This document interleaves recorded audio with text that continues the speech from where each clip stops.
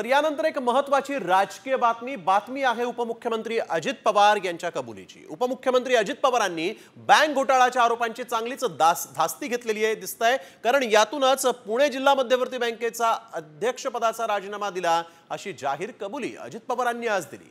त्याचा एक किस्साच अजित पवारांनी आज सांगितलेला आहे। काही बँकांनी वाटोळ केलं, अख्खं बोर्ड आतमध्ये, अख्खं बोर्ड जेलमध्ये, आतमध्ये म्हणजे जेलमध्ये।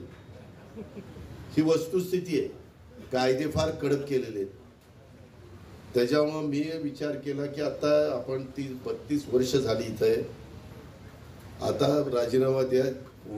वाटोळ केलं तर याची जातीची आपण बाहेर, मी पहिलं तर देसायला सांगितलं माझं मंजूर कर सगळं काही।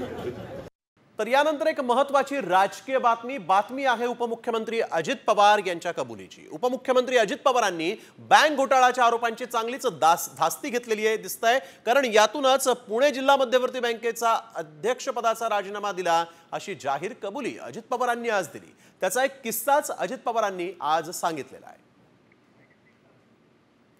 काही बँकांनी वाटोळ केलं, अख्खं बोर्ड आतमध्ये, अख्खं बोर्ड जेलमध्ये, आतमध्ये म्हणजे जेलमध्ये।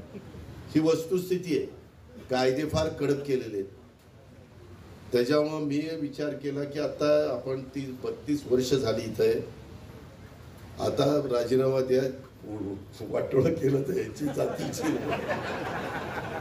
आपण बाहेर, मी पहिलं तर देसायला सांगितलं माझं मंजूर कर सगळं काही।